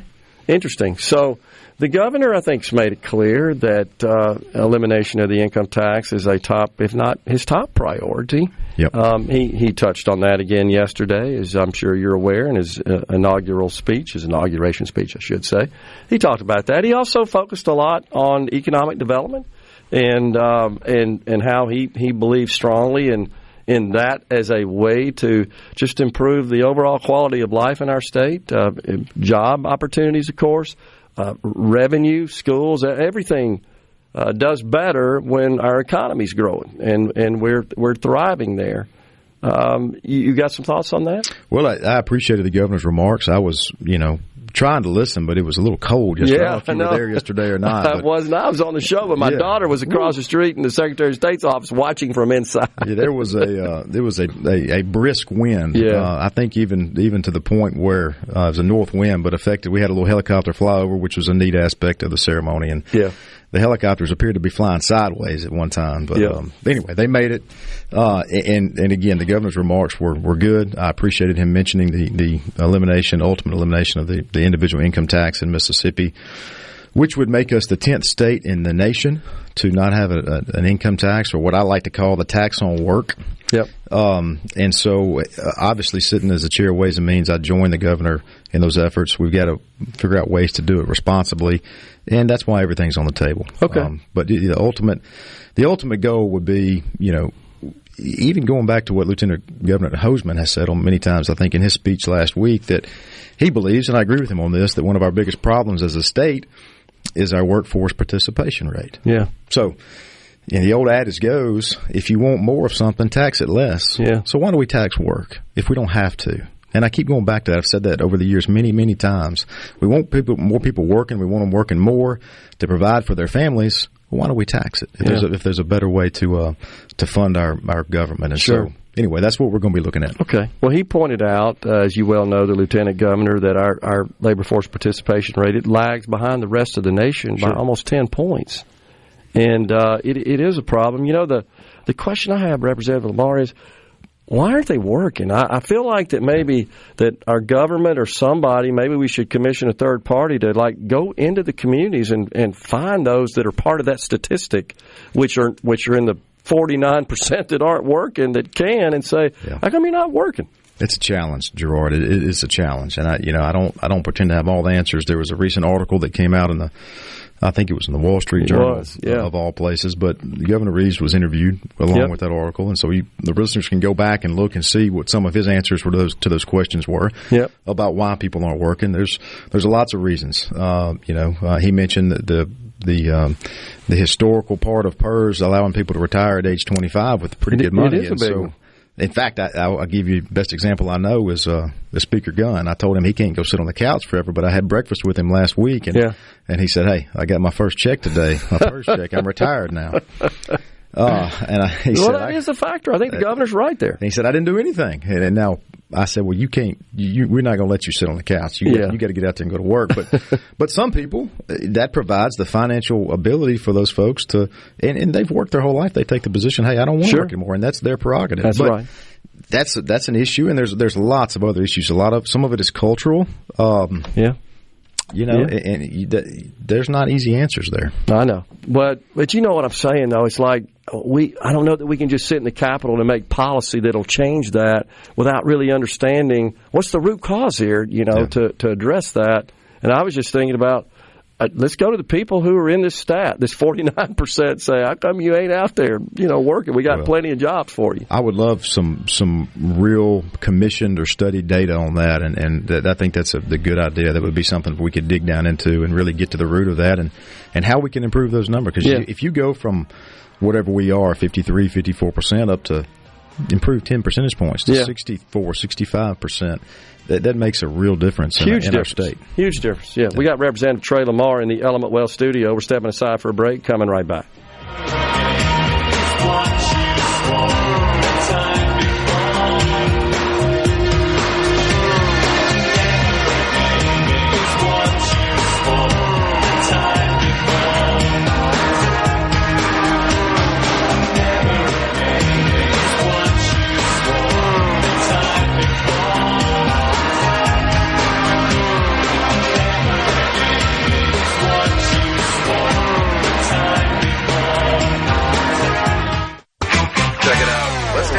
The talk that keeps Mississippi talking.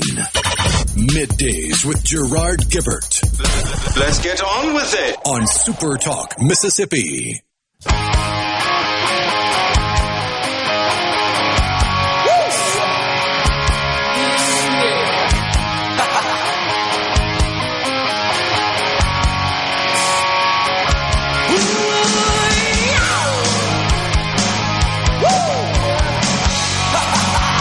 Got a little heavy metal there from Poison. Appreciate I'd call that heavy, but it's more hair metal. I was going to say the big hair bands, right, of the 80s. You always think of Poison as one of those. We are back in the Element Well studio. We're visiting with Representative Trey Lamar. So we talked a little bit about taxes and tax reform and some progress we made there, Representative Lamar. One thing I want to share with you is I actually thought the first bill that was drafted and was put on the table, passed the House, did not pass the Senate, that did in fact call for some slight upward adjustments of sales taxes, but eliminating the income tax in a fairly short order, I actually think that was the best legislation we had. I don't. I drafted it. So I know you did. I didn't say that because of that. I've said it before. I thought that was a good bill. So I agree with you 100%. In my opinion, sales tax is a much more fair tax, and I'm not alone in that. There are states all across the country where the overall sales tax rate is higher than what Mississippi's is. When you combine the state, the city, the county, all that. And so everybody pays the sales tax, and if you want, it gives more individual freedom to the taxpayer. If they want to go work and earn their money and save it, well, they can do that. Or they can go buy a boat and pay tax on it. But that was a much more, in my opinion, fair and better plan. But just what I would say is just sit tight. Like I said a few minutes ago, there's. The whole code is on the table. We're going to continue to take strong looks at everything, and we've got new leadership in the House, and obviously Lieutenant Governor there is in the Senate. I'm going to keep pushing for, as long as I sit in this seat, for a more fair tax code that actually rewards work going forward, and we're going to look at all the different ways we could accomplish that in a reasonable time frame. And there are likely some retirees out there that are mad at us because they're seeing us as advocating for raising their taxes since their income is tax exempt, and we can't change that. I don't think that's something that happened a long time ago, and they would see increase in the sales tax. But you and I have done the analysis and the modeling on that. It's a tiny amount of money, and I think I even shared with you and former Speaker of the House, Philip Gunn, maybe we can come up with something to kind of work around that. I think there's some compromises there that I'm studying and working on, and when the time is right, I'll come back on and we'll work through all that. We've discovered some other options that we have, and I look forward to having further, more in-depth discussions on that this session. And we should also point out, you just shared with me on the break that we just got our latest revenue reports from the Department of Revenue, DOR. We're still looking good there. We're looking great there. We're up. We're halfway through the year, so this is the 6-month mark, and we're up right at $100 million over the estimates for this year, and that's after the tax cuts that we've had. So, some of the more liberal media has pointed out, they're down on income tax collections are down. Of course they're down. We cut the income tax on work. That's what we wanted. That's what was designed to do, but we're up on sales tax. We're up on other areas. And so, we're good. And I'll say this, we're still bringing in roughly $1 billion more than what we're spending on state government, and we're spending about $1 billion more on state government than we were about 3 years ago. So we've had tremendous increases in our expenses, and I would argue with you, and I know Speaker White and I have had many conversations about this. I've heard him say the same thing. The way that we've increased the spending the last 2 to 3 years is not sustainable. So that's one of the things that he wants to get a handle on, and I believe you're going to see that from House leadership going forward, is that we cannot continue to have $200-300 million increases a year. Now, granted, a big part of that was our teacher pay raise, and those are needed investments that was needed, but we can't have that every year. It's not sustainable. So we're still $1 billion to the good in what we're bringing in, and so there's room for continued investments in our highway infrastructure. There's room for any investments we need to help make and shore up the PERS system, which is a huge topic. And quite frankly, there's room to continue to work on eliminating the income tax in the state, and those are our major goals. Well, let's keep working on it methodically and responsibly, and I feel confident you guys will. So let's talk about some other things. What about the ballot measure process? That's one that always seems to come up. It gets a lot of attention. I'm sure you hear it from your constituents. I hear it on our text line and just anecdotally. Yeah, so it ignites a lot of emotion around that issue. There's probably some people talking about it right now. I heard Speaker White, I believe it was yesterday or the day before, and I agree with him on this. We expect the House to move a bill and pass that early on in the session. So, what the Senate does with it, I don't know. That bill died in the Senate last year, but the House has passed it now a couple different times, and I expect the House to pass it again this year. The only thing, if we're getting a little bit in the weeds to me, that I want to change, in the version that passed the House last year did have this in there. I don't believe that should be allowed to change the Constitution. If people want to use the ballot measure to put something in statutory law, that's fine. and that's what I support. Okay. And so I was glad to see that change being made, and I expect that change to be in the future legislation as well. I think that has broad support in both chambers. Yeah. I think it's really, it comes down to what the signature requirements should be. That seems to be where the most contention is between the House and the Senate. That's we'll right. see where that goes. And there are some, Representative Labar, that don't want a ballot measure process whatsoever. Yeah, they've indicated that, but it seems like it's something that people want overall. I would say broadly. Well, the people want it, and I'm not so naive to, I see both sides of it. I know that can be manipulated at times. At the time, right before the time the Supreme Court was looking at that case and ended up striking down as unworkable the current scheme, constitutional scheme on ballot initiative. Yeah. There's a talk of people having ballot initiatives on wine and grocery store and marijuana and Medicaid expansion and abortion, and all these things that I'm not going to get into each one, but we're talking about really selling wine in grocery stores. Is that really something that we need to end up in our Constitution? And the answer for that is no, in my opinion. So that part of it needed to be changed. Yeah. If it goes in statutory law and something silly through a clever marketing scheme ends up in law, you can change it. Yeah. And so I'm okay with that. Okay. Well, and that again, I think has broad support. Sure. Statutory is posted embedded in the Constitution. Let's talk about school choice, education freedom. This is something that it gets discussed almost every session. We have some degree of that already with the dyslexia scholarship, special needs scholarships. We have charter schools. It stops short of what most proponents of school choice want, more universal school choice. And it's not something I felt like that the prior speaker had a lot of interest in really pushing. I don't feel like the lieutenant governor does either, honestly. The governor seems to have a strong interest in it. He doesn't come up a lot. But Speaker of the House Jason White says he's at least willing to take a look, and let's talk about it. And that's just one thing I've been excited about with Speaker Jason White's leadership so far is, we're not going to be scared to talk about tough topics. Yeah, that's exactly right. And we don't need to be, the leadership of this state does not need to be naive. Might I add, the Republican leadership of this state. So the people of this state elected, Republican office holders in wide margins all across the state, whether it be through the legislative body or through statewide offices.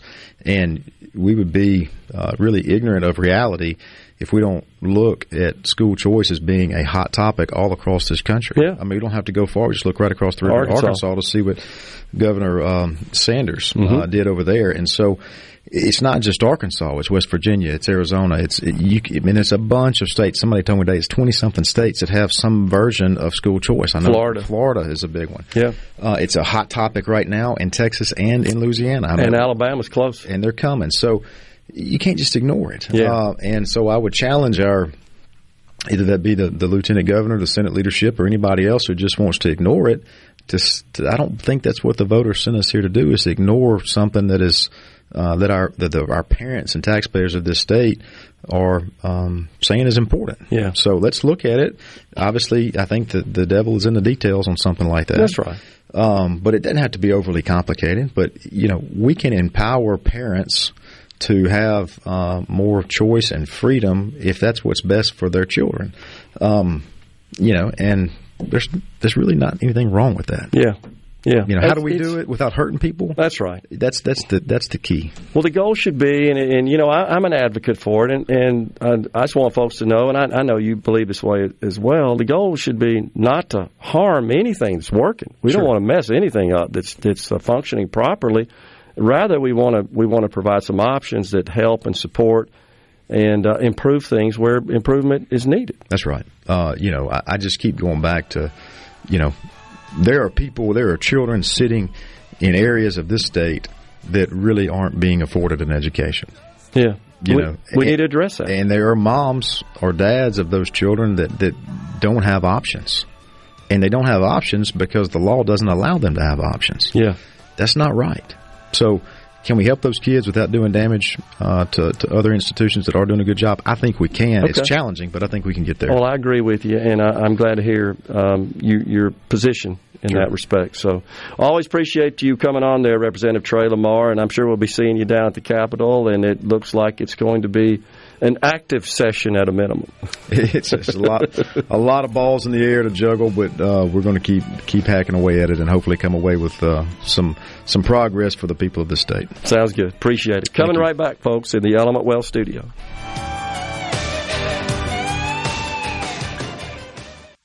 Okay, is everybody ready? I'm ready. Ready here. Middays with Gerard Gibert on Super Talk Mississippi.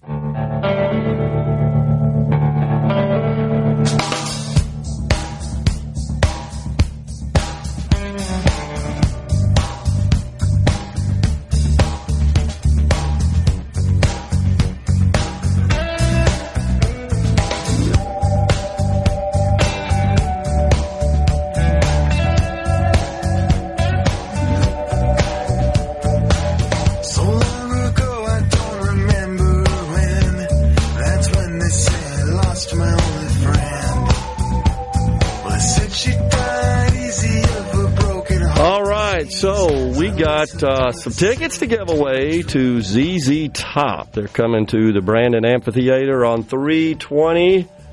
Go, Rhino. Yeah, the tickets are going to go on sale at Ticketmaster.com or the Brandon Amphitheater box office this Friday at 10 a.m. But now you've got a chance to win a pair of tickets to see ZZ Top at the Brandon Amphitheater in Brandon on March 20th. All you got to do is be the 21st person to text in the word TUSH to the C Spire text line. That's 601-879-4395. Be the 21st person to text in TUSH, and you'll get a pair of tickets to see ZZ Top at the Brandon Amphitheater on March 20th. There you go. What's the number? What number wins? 21. 21. Okay, got it. TUSH. Another great tune there. On the C Spire text line, bill to let federal employees buy back their time is up again. Very important to postal employees that this passes. I assume that has to do with time towards their retirement. Let's see. Paula Meridian says, I guarantee you 100% we would not have medical marijuana today if it were not for the ballot initiative. I vote Republican almost 100%. It boggles my mind that with 70% national approval rate, Republicans nationwide seem to have a stick up there, you know what, and won't get behind marijuana reform. You know, the president announced... there's a mathematical reason for that. What's that? You have 70% approval, but 50 of that 70% comes from Democrats. Oh, yeah, agree. So if only 20% of your voters are for something, that's true. It's kind of hard to be for something when... in your party. Correct. Yeah, and you could say the same about abortion.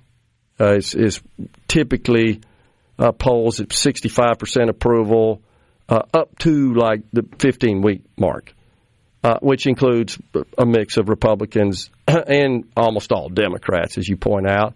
And I do think that that's why I do think that some of these things would pass at the ballot that can't get through the legislature under Republican control, such as Medicaid expansion, such as recreational marijuana, such as some relaxation of abortion restrictions, because you'd get virtually all the Democrats, which represent 40% or so of the voters in the state, and you would peel off sufficient number of Republicans to pass the measures. Absolutely. Do believe that. Well, let's see here.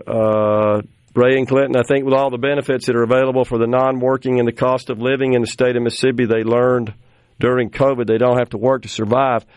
But here's the thing, though, Ray. I hear you, and most of that was available before then, and it's not that much. I mean, what bothers me is that that's all you aspire to, just survive. I mean, it's not like you're living a lavish lifestyle.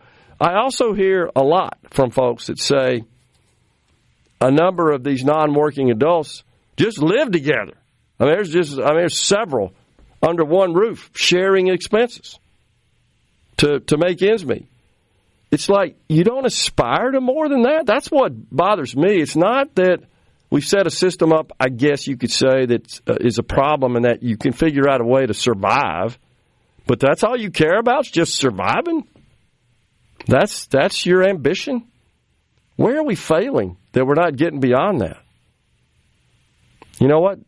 Gosh, what happened to the days when you sort of grew up thinking about, dreams that you had, which included some financial success as part of that. I always thought that was kind of normal, but now that doesn't seem to be the case. The dream is I just don't want to work. It's too hard. Yeah, exactly. Requires too much risk. And I'm hearing too much effort. I'm hearing reports from friends in business talk about folks entering the workforce, young folks, and their work ethic, their lack thereof of their work ethic, that they just don't seem to be motivated to really excel or output more effort to kind of ascend the economic ladder. It's mind-boggling to me. And then you have others that figure out ways to leverage a lot of these tools available today, and they get filthy rich in a short period of time at a very young age. And that's fine. That's what it's all about. That's why I've said, many times there are more routes to earning wealth today than there ever have been because of this. There are ways of capitalizing on your ideas, getting those to the market, making money off that, way more than there were short 20 years ago. So I don't know. I scratch my head like, why don't you want more than that? Interesting. Their streaming services are terrible, says Dan in Hattiesburg. My local high school can go set up at an away game and have a far superior product for free. I think that's something you were talking about, Rhino, with respect to the Embrace. Unbelievable. Yeah, they seem to have refused to update or upgrade any of that system or any of the infrastructure required for that system, which is why whenever you have a big game there, like the Governor's Cup or something like that, it does not look up to snuff compared to even a college team. There's plenty of tools we available. do have some of the best college teams and college stadiums in the country here in the Magnolia State, but you would think that would be an impetus to up your game. But interesting. Now that the Braves are on the way out after this season, it's never going to get upgraded. On the C Spire text line, could these municipalities not include provisions for the ball team to stay in the city until the stadium is paid for, and likewise the ball club require annual updates to the facilities? Sure, but they don't. They can't attract the team when they do that because there are other cities that are willing to not do that. That's the problem. It's a competitive environment. Absolutely. And they have more leverage. Fact is, they have more leverage than the towns that they're negotiating with. And so the towns are competing with each other. And they're falling all over themselves to make a more attractive contract with the terms and conditions be more attractive, and they're willing to take that risk. That's the bottom line. And, you probably didn't think back in when it was, 2004, oh, yeah, they're going to leave before this thing's paid for. Probably never thought about that. Or if they did, they discounted it. They thought it was a very low risk. But sure, you can do that all day long. They just say, okay, well, these guys over here aren't requiring that. What are you going to do? And that's the problem. Man, oh, man.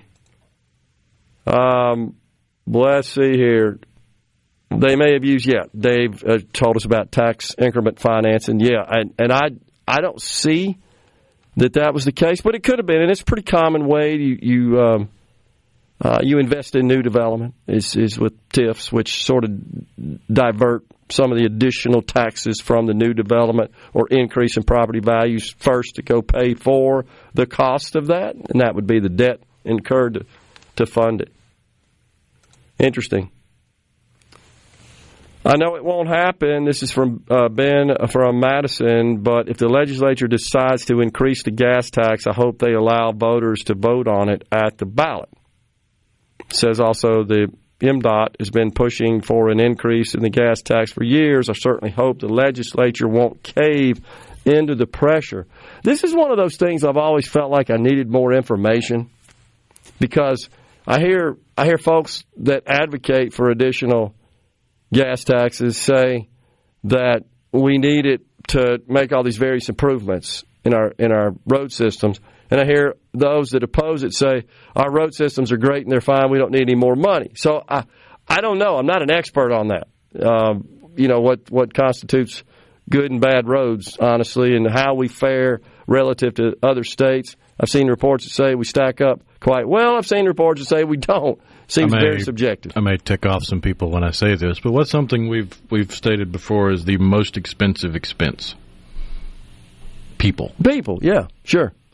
It's kind of hard to justify giving more money to somebody like MDOT when you drive by a construction zone and there's 8 people holding shovels and 1 person digging. Yeah, and that's a common refrain you hear a lot, because people see that with their own eyes, and they wonder, well, why do we have so many people here? It looks like that, and, I don't know. I haven't investigated that, but certainly on the surface, it looks like a problem. I and agree. If it's going to a vote, or if you have people contacting their legislators about it, it really does come down to the eye test for the population. No doubt. It's the same thing with the border, right? It's like you're not going to sell people on this idea that the border is secure when they just see it with their own eyes. I mean, there's plenty of video and photos and everything else about that. It's a similar situation. I mean, everybody in the state, I think, could say, yeah, I've ridden by construction sites and zones where it just looks like there's more people than you need. But I don't know. I'm not an expert in that sort of stuff. But yeah, it seems like there should be some response to that, before you start taking up the idea. And it's also true, as Representative Lamar said, we have next to the lowest fuel tax in the nation. Now, that may or may not mean anything. I mean, it comes down to how expensive is it to deal with road construction and maintain roads in our state versus the others. That should be a factor. Coming right back with the final segment on Middays. Stay with us.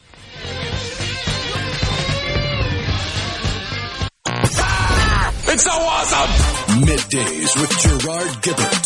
Come on, let's get on with the show! On SuperTalk Mississippi.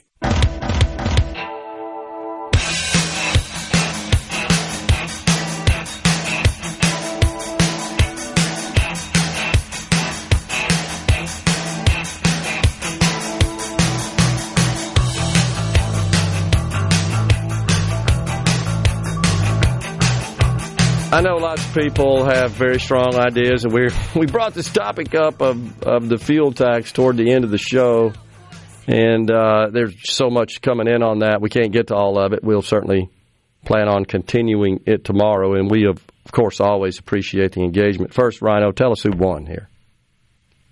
Well, if I can get them to pull back up here. Okay. But I was... Rambo and Carthage. Okay, great. And that was to the ZZ Top. We just want to 2 tickets to see ZZ Top at the Brandon Amphitheater on March the 20th. Congratulations on that. I don't know if we have more. Probably so. Coming on in future days. I would think, yeah. Yeah, it's usually the case. But these are complex issues. And when you start looking at transportation, there's so much that is subjective. Some of it is objective. I submit that every organization should constantly be working on improvements in their processes, their organizational structure, etc., their operational model to be more efficient. Every private business, every public sector business. But here's what I'd say. From a public sector perspective, is it possible that we'd ever get to a point where there'd be broad consensus of just satisfaction? I'd say no. I think if you cut the fuel tax to zero and we had gold-plated roads, people would still complain. That's what I'm saying. We've just gotten to a point where it's just become commonplace to just complain and throw rocks and criticize. And I'm not saying some of those aren't warranted. Of course they are. But what's the goal exactly? I mean, should we work towards elimination of the fuel tax? And then there's always somebody said something, I can't find it now on the C Spire text line, about whether or not we should pursue elimination of the grocery tax. Yeah, sure. I mean, that should be on the table. I totally agree, but And made the comment that it seems unfair that you pay taxes on your income, and then the income you have, you spend, you pay taxes from a sales perspective. But they're different revenue sources to different entities. And, so then it all boils down to the question is, what should the government do, and how much money do they need to do it? And then it's, okay, how do we raise that money to do it? So you start that conversation all over again. It always does filter down to that, those fundamental questions. Now, I do agree that we don't ask those questions enough. We don't focus on that enough, especially in Washington. And if you think about the way the country's so deeply divided today, where at least half or more of the people in this country think the government exists to give them something, right? And they think that the people that are succeeding the most in the country ought to pay for it. That's the essence of Joe Biden's economic plan. I'm going to tax the snot out of this sliver of people, and on the other side, I'm going to give you all this stuff. It's child tax credits, it's child care credits, it's junk fees, it's all student loan forgiveness. Just go down the list. I'm going to give you all this money, and don't worry about it. These people are going to pay for it, except they're not, because you still have $2 trillion deficits. And in the state's case, thank God we're not spending like crazy, and certainly not spending more than we're taking in. So as you heard Representative Lamar say, we're still producing a nice surplus, which he believes gives us more room to start cutting down on the income tax. And then you get into the question, well, is it the income tax or the grocery tax? I submit that if you want the most bang for the buck in terms of economic impact and what I believe is the path to improving the quality of life and opportunity in the state of Mississippi, and something the governor touched on yesterday, which is trying to build an environment that keeps our best young talent here. Not that our bad talent stays, but so much of our good talent, he's right, exits, because they can't find opportunity, or they're looking for something that they can't get in Mississippi. And he knows the way to get there and to keep those people here so that they become generational in our state is to continue to bolster our economy and build opportunity, expand opportunity. He focused on that in his speech yesterday. I agree with him. I personally think that more generous income tax policy would have a bit greater impact positively on attracting capital investment in industry than cutting the grocery tax. Cutting the grocery tax would help people today, right, that live here. Short-term versus long-term. That's exactly what it is. It's a short-term versus long-term. You want the most economic impact and benefit, or you just want the sugar high of today? I'm paying less on my groceries. And I'm not saying everybody wouldn't benefit from that, because for the most part, we all buy groceries. But when you're going to, let's say, try to attract industry in the state, they're not looking at the grocery tax, I promise you. They're not. We already have, by the way, one of the lowest tax burdens in the country, and we're one of the few states that doesn't have kind of widespread at the county and municipal level additional layers of sales taxes. Because we look at the state sales tax and everybody says, look, our state sales tax is 7%. Well, in Florida, it's 9% because they layer on county and municipal. Louisiana, Alabama, across the board. We're out of here today, folks. Thank you so much for joining us. Back tomorrow. Stay safe and God bless.